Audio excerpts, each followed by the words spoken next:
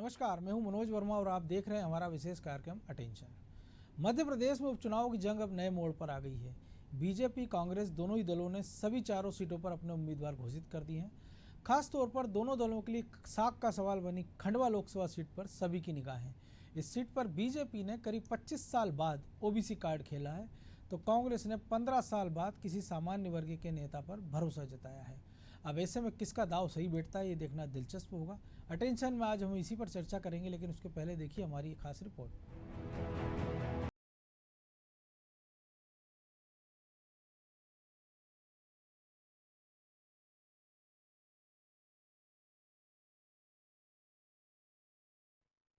मध्य प्रदेश में उपचुनाव का घमासान जारी है। बीजेपी कांग्रेस ने अपने उम्मीदवार घोषित कर दिए हैं। खंडवा लोकसभा सीट समेत 3 विधानसभा सीटों पर होने जा रहे इन उपचुनाव को 2023 से पहले सत्ता के सेमीफाइनल के तौर पर देखा जा रहा है। इन उपचुनाव में सबसे ज्यादा खास खंडवा लोकसभा सीट है, जिस पर सभी की निगाहें हैं, क्योंकि इस सीट पर दोनों दलों की साख दांव पर लगी है। दोनों प्रमुख सियासी दलों ने अपनी रणनीति बना ली है। भाजपा ने पूर्व जिला पंचायत अध्यक्ष ज्ञानेश्वर पाटिल को टिकट देकर ओबीसी कार्ड खेल दिया है, जिसे यहाँ की 26% आबादी को साधने की रणनीति माना जा रहा है। जबकि इसके बिल्कुल उलट कांग्रेस ने सामान्य वर्ग के राजनारायण सिंह पुरनी पर दाव लगाया है। यहाँ सामान्य वर्ग की आबादी 20% है। बीजेपी ने खंडवा लोकसभा सीट पर 25 साल बाद ओबीसी चेहरा दिया है। इस संसदीय क्षेत्र में मतदाताओं की संख्या 19,68,000 है। इनमें से ओबीसी 5,16,000 है, जबकि सामान्य वर्ग के मतदाता 4 लाख से कम है। जातीय समीकरण की गणित को देखें तो SC/ST वर्ग के वोटर सबसे ज्यादा 7,67,000 है। इस लोकसभा क्षेत्र में 8 में से सिर्फ 3 विधानसभा क्षेत्रों में आदिवासी वोटर निर्णायक भूमिका में है। कांग्रेस उम्मीदवार की बात करें तो राजनारायण सिंह पुरनी मानधाता से 3 बार विधायक रहे हैं।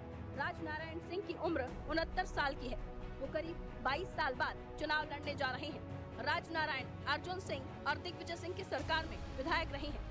राजनारायण सिंह पुरनी की पहली बार संसदीय राजनीति में एंट्री हुई है। 2019 के मानधाता उपचुनाव में उनके बेटे उत्तम पाल सिंह को टिकट मिला था, लेकिन उत्तम पाल को हार का सामना करना पड़ा था। कांग्रेस से सिर्फ अरुण यादव ने 2009 में चुनाव जीता था। उनसे पहले 1991 के लोकसभा चुनाव में महेंद्र सिंह कांग्रेस से जीते थे। यानी 1996 के बाद 2009 के लोकसभा चुनाव को छोड़ दिया जाए तो बीजेपी से नंद कुमार सिंह चौहान ही चुनाव जीतते आ रहे थे। 1962 से अब तक खंडवा सीट पर 15 चुनाव हुए हैं, जिनमें से सीट पर 8 बार बीजेपी, BLD और 7 बार कांग्रेस का कब्जा रहा है।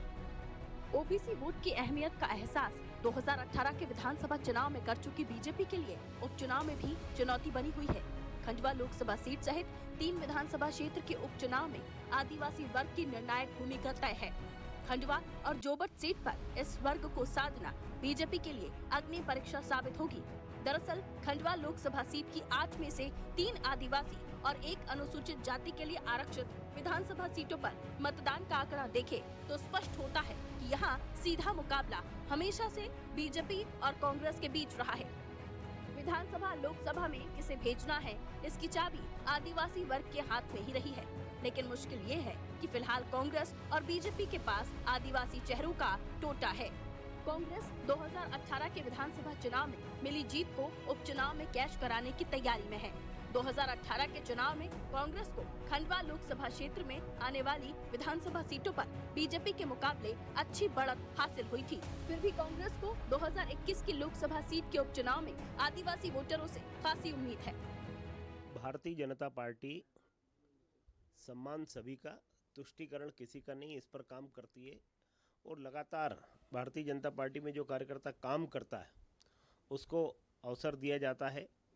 लोगों को लगा कि अनएक्सपेक्टेड है, लेकिन जो कार्यकर्ता काम करता है उस पर पार्टी का ध्यान रहता है। और ऐसी दृष्टि से ज्ञानेश्वर पाटिल जी भारतीय जनता पार्टी के बहुत पुराने कार्यकर्ता हैं, जिला पंचायत के अध्यक्ष रहे हैं। इस नाते से वो आज के समय में सबसे बेहतर उम्मीदवार थे, क्योंकि उन्होंने नंदू भैया के साथ भी काम किया, बाकी भी उनकी जो छवि है सर्वलोकप्रिय है। इस नाते से भारतीय जनता पार्टी का सर्वथा उचित चयन है और एक बड़े अंतर के साथ हम खंडवा लोकसभा जीतेंगे। बीजेपी ने 4 सीटों में से 2 विधानसभा सीटों पर बाहर से आए लोगों को टिकट दिया है। सुलोचना रावत 4 दिन पहले ही बीजेपी में शामिल हुई थी। उन्हें पार्टी ने टिकट दे दिया है। वो कांग्रेस से 3 बार विधायक रह चुकी हैं। वहीं पृथ्वीपुर से पार्टी ने शिशुपाल सिंह यादव को टिकट दिया है। वो समाजवादी पार्टी से आए हैं। मध्य प्रदेश से पार्टी नेतृत्व ने कई दावेदारों के नाम भेजे थे। आधी रात को इस पर दिल्ली में मोहर लगी है। गुरुवार की सुबह सूची जारी की गई है। बीजेपी के बाहर से आए लोगों को टिकट देने पर राज्यसभा सांसद दिग्विजय सिंह ने भी हमला बोला है। उन्होंने कहा, बीजेपी अब सपा और कांग्रेस के भरोसे रह गई है। पार्टी जो है भाजपा के जो सालों से पीढ़ी दर पीढ़ी काम करते आए हैं, सबको अब अलग कर रही है और उधार पे उम्मीदवार ला रही है। कहीं सपा के, कहीं कांग्रेस के, कहीं और। इसलिए मुझे पूरी सहानुभूति भारतीय जनता पार्टी के उन सभी कार्यकर्ताओं के साथ है जिन्होंने सदैव भारतीय जनता पार्टी का साथ जनसंघ के हवाले से दिया। खंडवा लोकसभा उपचुनाव के दंगल में इस बार लोकल फॉर वोकल दांव पर रह सकता है। संसदीय क्षेत्र में ही वोटर्स की नजर बीजेपी कांग्रेस तो है ही, अब खंडवा वर्सेस बुरहानपुर का मुद्दा चर्चा में आ गया है। इसकी वजह बीजेपी बीते 12 चुनाव से लगातार बुरहानपुर से कैंडिडेट उतार रही है। वहीं कांग्रेस ने बीते 3 चुनाव में खरगोन से अरुण यादव को टिकट दिया है, लेकिन इस बार कांग्रेस ने खंडवा का प्रत्याशी उतारा है। ध्यान रहे कि खंडवा लोकसभा में बुरहानपुर के अलावा खरगोन और देवास की विधानसभा सीट भी दायरे में आती है। अब बीजेपी यहां से ओबीसी फैक्टर का कितना लाभ ले पाती है, ये तो नतीजे बताएंगे, लेकिन कांग्रेस के सामने संकट तो पैदा कर ही देगी। ब्यूरो रिपोर्ट, अनादि टीवी।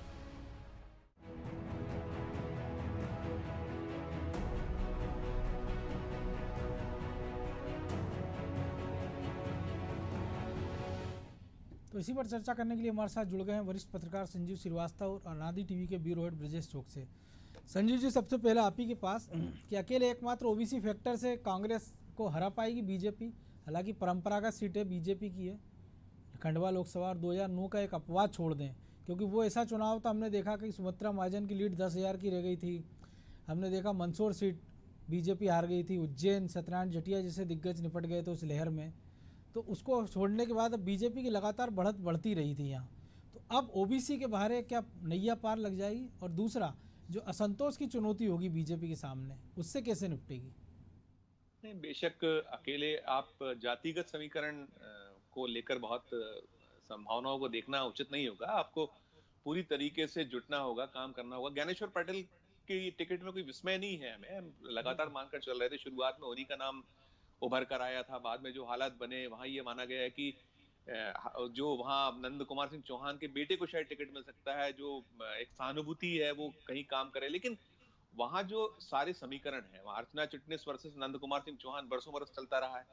तो पार्टी को सबसे मुफीद प्रत्याशी ज्ञानेश्वर पाटिल नजर आए। उनको साफ लगा कि कहीं ना कहीं जिस तरह की लड़ाइयां होती हैं, आपस में एक दूसरे को डॉल दिया जाता है, बीजेपी में भी अब कोई कहीं कोई छुपा हुआ चीज नहीं है। वहां भी अब शय और मात का खेल खुलेआम चलने लगा है। तो उस सब के बीच में और ज्ञानेश्वर पाटिल नंद कुमार सिंह चौहान का बरसों बरस चेहरा एक पीछे से रहे हैं, वो उनके चुनाव को कंडक्ट करते रहे, जैसा आपने कहा लगातार जीत, बिल्कुल वो उसमें शामिल रहते रहे। तो ये एक फैक्टर है। और दूसरी चीज ये है कि बहुत आसान मुझे नहीं लगता है, बहुत इसको टेकन फॉर ग्रांटेड है, कैजुअली नहीं ले सकते हैं आप। भले ही जातिगत समीकरण 26% के आसपास वहां वोट है ओबीसी का, अकेले ओबीसी के वोट से और राजनीतिक पूर्णी जो है वो इतने कमजोर या इस तरीके के प्रत्याशी हम नहीं मान सकते। उसकी अपनी एक छवि रही है। ठीक है, उम्रदराज हैं, लंबे अरसे बाद चुनाव के मैदान में उतरे हैं, 22 साल बाद वो चुनाव लड़ने जा रहे हैं। लेकिन सारे के सारे समीकरण, जैसा आपने खंडवा बहुत दांव पर है, पूरी तरीके से उस पर निगाह रहेगी, देश भर की निगाह रहेगी। और जो परिस्थितियां हैं, आप सारी की सारी परिस्थितियां, इश्यूज जो हैं, नेशनल इश्यूज हैं, स्टेट के इश्यूज हैं, इन सब के बीच में क्या कुछ होता है वो तो आने वाला वक्त बताएगा। लेकिन हाँ, आसान नहीं होगा चुनाव, बहुत पापड़ बेलने पड़ेंगे बीजेपी को। यदि कहीं थोड़ी भी चूक हुई तो मुझे नहीं लगता कि कोई वहां कोई आश्चर्यजनक परिणाम आ जाए, तो आश्चर्य नहीं होना चाहिए। बिल्कुल ब्रजेश जी, आश्चर्यजनक परिणाम आ सकते, लेकिन एक और बात है कि ओबीसी के सहारे आप रह नहीं सकते। लेकिन हम देख रहे हैं कि 22 साल पुराने एक नेता को आप चुनाव मैदान में उतार देते हैं, और इसके संकेत बीजेपी की तरफ से पहले ही मिल गए थे। जब अरुण यादव ने कहा था कि मैं चुनाव नहीं लड़ूंगा, तब बीजेपी ने कहा था कि कांग्रेस ओवैसी पसंद कर रही है, ओबीसी पसंद नहीं कर रही। तब शायद ये संकेत मिल गया था कि जो दो दावेदार हैं अर्चना चिटनीस और हर्षवर्धन, उनका पत्ता कटना है और बीजेपी ओबीसी चेहरे पर दाव लगाएगी, और ऐसा किया भी बीजेपी ने। एक तो ये बीजेपी का अपना समीकरण हो गया, लेकिन इसका बीजेपी उपयोग तो बाकी जगह भी करेगी, क्योंकि ओबीसी आरक्षण को लेकर जो रार चल रही है मध्य प्रदेश में, बीजेपी हो कांग्रेस हो, कांग्रेस ने तो अपने खर्चे पर कमलनाथ ने वकील लगा रखे हाई कोर्ट में, सुप्रीम कोर्ट में, इसका फैसला भी आना है। बीजेपी लगातार कह रही कि कांग्रेस ने कुछ नहीं किया। तो एक बड़ा मुद्दा बीजेपी और चारों सीटों पर शायद इसको भुनाने की कोशिश करे कि कांग्रेस ने ओबीसी वर्ग का अपमान किया है। अरुण यादव शायद उनके इस काम में आएंगे। देखिए मनोज जी, ओबीसी का चारों सीटों पर उपयोग इसलिए भी संभव नहीं है क्योंकि कुछ सीटें आरक्षित है। यदि हम जोबट की बात करें लेकिन तो वोटर तो वहाँ होता ही है ना। तो लेकिन हाँ, खंडवा में यदि आप जो देखेंगे लोकसभा चुनाव में, तो ये मुद्दा प्रभावी रहेगा। इसलिए प्रभावी रहेगा जिस तरह से आपने भी जिक्र किया कि शुरुआत जैसे ही अरुण यादव का टिकट से दौड़ से बाहर हुए, तो निश्चित तौर पर भाजपा ने जो हमला किया था पहला, वो यही था कि ओबीसी नेता में जिसमें प्रभाव था, जो संभावना ज़्यादा थी, उनको हटा दिया गया, किनारे कर दिया गया। तो कांग्रेस ने जो किनारे किया है, तो निश्चित तौर पर उन सुभाष यादव उनके जो पिताजी थे, उनका वर्चस्व था उस क्षेत्र में, अच्छी पकड़ है जमीनी है, तो इसका नुकसान मुझे लगता है कांग्रेस को उठाना पड़ सकता है। और भाजपा इसकी कोशिश करेगी कि वो कांग्रेस में जो गुटबाजी हुई, जो टिकट कटा अरुण यादव का, उस गुटबाजी का फायदा वो कैसे उठा सकती है। तो निश्चित तौर पर खंडवा में ये मुद्दा रहेगा, क्योंकि भाजपा ने भी 1996 के बाद लगातार वहाँ से राजपूत कैंडिडेट दिया था नंदू भैया को, और इसके बाद अब पहली बार ओबीसी को उतारा है। ओबीसी का समीकरण भी है, जिस तरह से पूरे प्रदेश में ही ओबीसी का मुद्दा रहा है, आदिवासी मुद्दा उठाया है, कांग्रेस भी उठा रही है उसको, भाजपा भी उठा रही है, और ओबीसी आरक्षण की बात की जा रही है कि हम दिलाकर रहेंगे, कोर्ट में लड़ाई लड़े। तो एक मौका है भाजपा के लिए, वो वहाँ पे बता सकती है कि ओबीसी की बात सिर्फ कांग्रेस करती है। पृथ्वीपुर में बीजेपी ने ओबीसी पे दाव लगाया, भले वो सपा से आए हों, लेकिन वो भी ओबीसी से आते हैं। और क्योंकि दो बाकी सीटें तो आरक्षित थी, एक एससी के लिए, एक एसटी के लिए, तो वहाँ तो आपकी मजबूरी थी। तो इन दो सीटों का ही मैं जिक्र करना चाहता हूँ जी। खंडवा के बाद यदि आप पृथ्वीपुर पे आप बात करेंगे, तो पृथ्वीपुर में भी ये मुद्दा प्रभावी रहेगा आपका। और पृथ्वीपुर में यदि दिग्विजय सिंह जी को हम सुन रहे थे अभी अपने पैकेज में ही कि उनके पास कुछ बचा नहीं है, इसलिए इधर से बुला रहे हैं, सपा से ला रहे हैं, कांग्रेस से ला रहे हैं। लेकिन आप देखिए कि पृथ्वीपुर में पिछली बार में भाजपा कितने नंबर पर, तीसरे चौथे पे खिसक गई थी, कांग्रेस पहले नंबर पे थी, और दूसरे नंबर पर यही सपा उम्मीदवार थे। तो यदि उनका यादव जी का व्यक्तित्व या वहाँ का प्रभाव इतना है कि वो अपनी दम पर भी 20,000 वोट ला सकते हैं, तो निश्चित तौर पर भाजपा वहाँ टक्कर। उस सीट पर जो है वो 18% आबादी जो वो यादव, और वो एक मुश्त वोटिंग होती है उनकी, निश्चित चाहे जिस भी पार्टी का उम्मीदवार हो।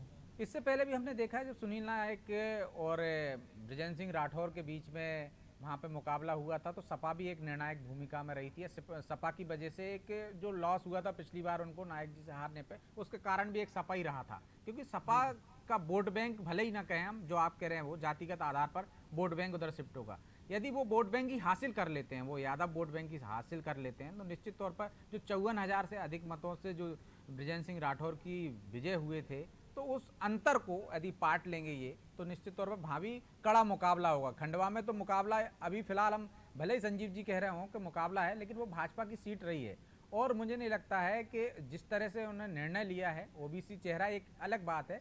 दूसरा, जिस व्यक्ति को आपने चुना हुआ है वो व्यक्ति सब सर्वमान्य है, मतलब अर्चना चिटनीस से भी उनकी पटरी बैठती है, भले ही वो नंदू भैया के चुनाव मैनेजमेंट का काम देखते रहे, पूर्व जिला पंचायत अध्यक्ष हों, लेकिन उनका विरोध नहीं है। तो मुझे नहीं लगता कि इस वजह से वहाँ भीतरघात की जो संभावना हम पहले सोच रहे थे कि यदि हर्ष चौहान को मिलता है तो अर्चना चिटनीस से नुकसान हो सकता है, अर्चना चिटनीस को मिलता है तो हर्ष चौहान की तरफ से कुछ ऐसा किया जा सकता है कि पार्टी को नुकसान हो, तो ये संभावना एक बहुत कम हो गई है वहाँ पे। यदि पार्टी जो नाराजगी है उसको साध लेती है, तो ये मुकाबला ज़्यादा मुफीद लग रहा है, भाजपा के फेवर में जाता हुआ दिख रहा है खंडवा कम से कम। उन दोनों के सामने तो एक डर ये भी है ना कि अगर उन्होंने कुछ भीतर घात किया, तो जो हश्र हमने देख रहे हैं कि जो सेजवार का हुआ, गौरीशंकर सेजवार का हुआ है, या हमने दमोह के बाद जो स्थितियाँ देखी है जयंत मलैया और उनके बेटे की, तो इन दोनों का भी फ्यूचर दाव पे लग जाएगा। क्योंकि हर्षवर्धन के पास तो अभी शुरुआत भी नहीं हुई और अर्चना चिटनीस के पास ही खोने को सब कुछ है,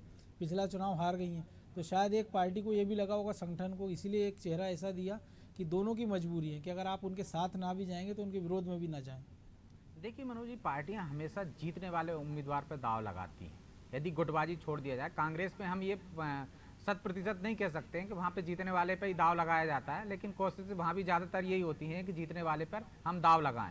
उनका अपना गणित होता है, चाहे वो सर्वे कहें या क्षेत्रवाद गुटबाजी जो भी रहे, लेकिन वो जीतने वाले की संभावना देखते हैं। इस बार भले ही हमको लग रहा हो कि अरुण यादव ज़्यादा मुफीद थे, लेकिन जिस तरह से गुटबाजी बढ़ रही थी वहाँ पे, जिस तरह से शेरा मोर्चा संभाले हुए थे और कांग्रेस के ही बड़े नेता जो कि उस क्षेत्र में प्रतिनिधित्व करते हैं, वो जिस तरह से अरुण यादव के खिलाफत कर रहे थे और प्रदेश अध्यक्ष ही उनके खिलाफ में थे, तो मुझे लगता था कि अरुण यादव को भी लगा होगा कि भीतरघात ज़्यादा हो जाएगा और हार की संभावना ज़्यादा है। तो हो सकता है एक वजह ये भी रही हो कि उन्होंने अपने कदम पीछे खींच लिए हो, क्योंकि फिर अगली बार जब टिकट की बात आएगी तो ये कहा जाएगा कि वो तो 2 और 3 बार हार चुके हैं, हारे हुए को क्या टिकट दें। तो आगे की संभावना देखी होंगी उन्होंने, इस कारण पीछे कदम हटा लिए होंगे। नहीं तो वो चाहते तो अड़ सकते थे और चुनाव में उनको टिकट देना पड़ सकता था पार्टी को, क्योंकि एक बड़ा नेता है, पूर्व केंद्रीय मंत्री है और पूर्व प्रदेश अध्यक्ष है। तो निश्चित तौर पर आला कमान, मुझे लगता है कि यदि वो जिद पे अड़ते तो उनको मौका दे सकती थी।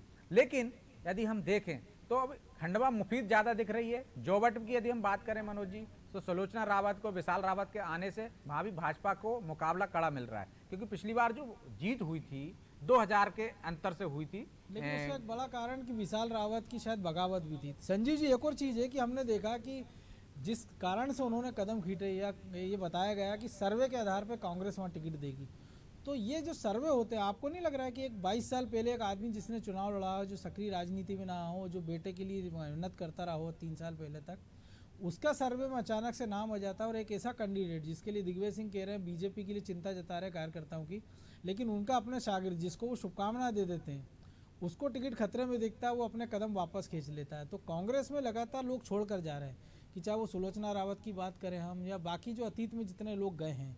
तो कांग्रेस अपने कार्यकर्ता नेताओं की चिंता नहीं कर रही, उनको चिंता ये कि बीजेपी अपने कार्यकर्ताओं का ध्यान नहीं रख रही। वो तो आपके कार्यकर्ताओं को भी ले जा रही है, उनको मंत्री पद भी दे रही है, उनको लाल बत्ती भी दे रही है, उनको विधायक भी बना रही, मंत्री बना रही, सांसद भी बना रही, केंद्रीय मंत्री बना रही है। लेकिन आपके पास जब सत्ता होती तो आप उन गिने चुने चेहरों को दाव लगाते, आपको बेटा दिखता है, आपको भतीजा दिखता है, आपको चाचा दिखता है, कार्यकर्ता की चिंता नहीं करते हैं। तो शायद आपको नहीं लग रहा है कि जो दिग्विजय सिंह कह रहे हैं वो टाइमिंग उनकी गलत है, या जो वो कह रहे हैं शायद कार्यकर्ता भी उनके उससे इत्तेफाक नहीं रखेंगे? कांग्रेस में तो लंबे वक्त से चल रहा है, second line, third line, fourth line कभी खड़ी होने ही नहीं थी, और जो लोग कहीं ना कहीं क्षमताएं रखते हैं उनको आगे बढ़ाने का काम भी नहीं किया गया। यहाँ तो one man army, one man show होता आ रहा है। तो इसके अलावा जो आपने बीजेपी की बात कही मनोज जी, बिल्कुल बेशक ये एक नया रास्ता खोला है। बीजेपी जिस तरीके से कांग्रेस के लोगों को या और भी दलों के लोगों को हाथों हाथ रही, टिकट से नवाज रही, पदों से नवाज रही, तो अब सीधी बात है कि आप लंबे अरसे तक अपनी पार्टी के लिए किला लड़ाएं, उसके बाद आपको कुछ ना मिले, तो आप अपने भविष्य की चिंता निश्चित तौर पर करेंगे, और कहां उसको भविष्य सुरक्षित हो सकता है इसके लिए वो आगे जाने की तैयारी करता है। और अभी भी यहाँ ये हुआ, जिस तरीके से वहां छीछा लेदर हो रही थी खंडवा में, अरुण यादव मुझे लगता है राजेंद्र पूर्णी से ज्यादा बेहतर कैंडिडेट थे, लेकिन जिस तरीके से खींचतान थी, जिस तरीके से भीतरघात की संभावना है वो देख रहे थे, जिस तरीके से प्रदेश अध्यक्ष का रुख उन्होंने देखा, जिस तरीके से बड़े नेताओं का रवैया था, तो कुल मिलाकर वो एक उनको लगा कि हम मध्य मार्ग यही अपनाए कि हम इस सबसे अलग हो जाएं। अब आज दिखलाई दिया है थोड़ा सा शेरा और यादव की कुछ सो कॉल्ड मेल मुलाकातें, आपसी हंसी ठिठोली, उन्होंने दर्शाने दिखाने की कोशिश की, नहीं हम तो साथ हैं, हम कांग्रेस के लिए किला लड़ाने वाले हैं।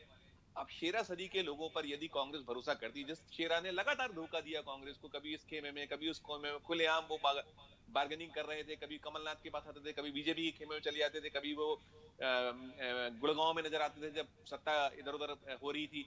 तो ऐसे परिस्थितियों में अपने जो जिन्होंने बरसों बरस, अरुण यादव का जो मेहनत है, चुनाव हारना जीतना एक अलग बात है, हारे 3 चुनाव लगातार, उनको टिकट से नवाजा, इसके बाद नहीं जीत पाए, क्योंकि आपने जो कांग्रेस ने रेगांव में भी जिसको टिकट दिया वो भी 2 चुनाव लगातार हारी हैं, तो ये कोई क्राइटेरिया नहीं। अशोक सिंह 3 चुनाव हारे हैं। मैं बिल्कुल वही बात कर रहा हूँ कि आपका हार और जीत एक अलग चीज है, और परिस्थिति ऐसी है कि आप देश भर में चुनाव रहे हैं, दिग्गज राहुल गांधी को चुनाव हारे, उनका जो ठेठ चुनाव क्षेत्र था वहां चुनाव हारे, अगर वो केरल नहीं गए होते तो आप संसद सांसद भी नहीं होते।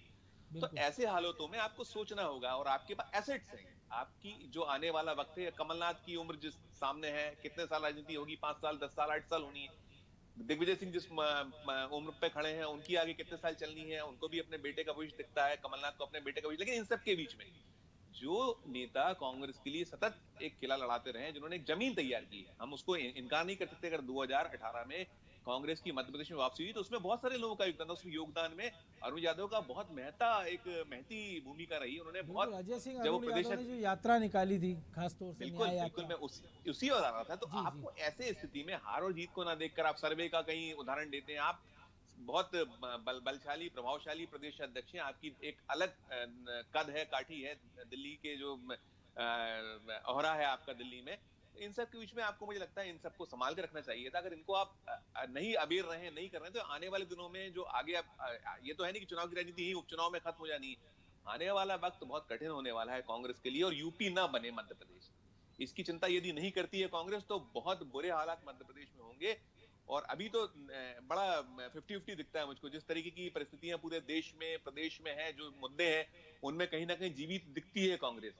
लेकिन आप नहीं अबेरेंगे, आप अपने संगठन को नहीं संभालेंगे, तो यूपी, यदि मध्य प्रदेश में भी यूपी जैसे हालत हो जाए तो अतिशयोक्ति नहीं होगी मनोज। बिल्कुल ब्रजेश जी, यूपी जैसे हालात तो नहीं है, हो भी सकते हैं, लेकिन पंजाब जैसे हालात भी शायद लग रहा है कमलनाथ को नहीं है, क्योंकि उनके सामने कोई चुनौती नहीं है, शायद यही कारण है।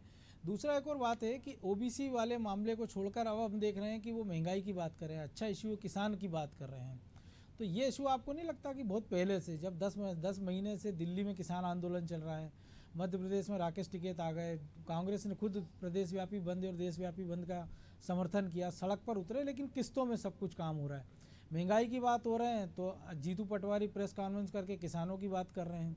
तो ये जो बिखरी हुई कांग्रेस हैगी, तो ये लड़ती तो आपस में मजबूती से, लेकिन जब सरकार से लड़ने का मामला हो तो सब दाएं बाएं सकरी गली पकड़ लेते, कोई ट्विटर पर लड़ने चला जाता है, कोई सोशल मीडिया पर लड़ने चला जाता है, और कोई मैदान में उतरता है तो उसकी सुनवाई नहीं होती है। तो ऐसे में एक मजबूत पार्टी से चारों सीटों पर जब लड़ाई लड़ना होगी, तब उसके लिए एक नई रणनीति तो बनाना होगी। निश्चित तौर पर मनोज जी, नई रणनीति और नेतृत्व के साथ आदमी को सड़क पे आना पड़ेगा, तब आप मुकाबला कर पाओगे उस पार्टी से जो कैडर बेस पार्टी है, जिसका संगठन इतना मजबूत है, देश दुनिया की सबसे बड़ी पार्टी है, और उसके पास चेहरे हैं, नेता हैं और सक्रिय लोग हैं, और जो आंदोलन का नेतृत्व कर सकते हैं, लड़ सकते हैं। आज भी आप देखिए कि यदि वो सत्ता में है, इसके बावजूद भी विपक्ष का रोल भी वही निभा लेते हैं। तो जब उनके पास ऐसे लड़ने वाले लोग हैं जो अपनी ही सरकार को कटघरे में खड़ा कर सकते हैं, वो जब विपक्ष में होते हैं तो किस तरह से आंदोलन करते हैं हमने देखा है मनोज जी। यूपीए सरकार जब थी तो किस तरह से नाक में दम कर रखा था, यदि महंगाई पे नाक में दम कर रखा था, साइकिल पे चलते थे, सरकारें नहीं चलने देती थी, प्याज खरीद के सस्ती लोगों को बांटने दी, किसानों से प्याज खरीदी, तमाम तरह के आंदोलन किए। तो आंदोलन करने में जिस तरह से वो पूरी ताकत लगा देते, कांग्रेस में हमको वो आंदोलन कभी देखने को नहीं मिले मनोज। और दूसरी वजह यह है कि कांग्रेस पहले से भी गुटों में बटी हुई थी, अब उसके आंदोलन हमको देख रहे हैं वो भी गुटों में ही आधारित हो रहे हैं। पहले क्षेत्रीय छत्रपों में बटी हुई थी, सारे क्षेत्रीय नेताओं को एक मंच पर लाने की कोशिश की जाती थी चुनाव से पहले, लेकिन आज की तारीख में हम देखें तो मनोज जी कोई गुट नहीं बचा है।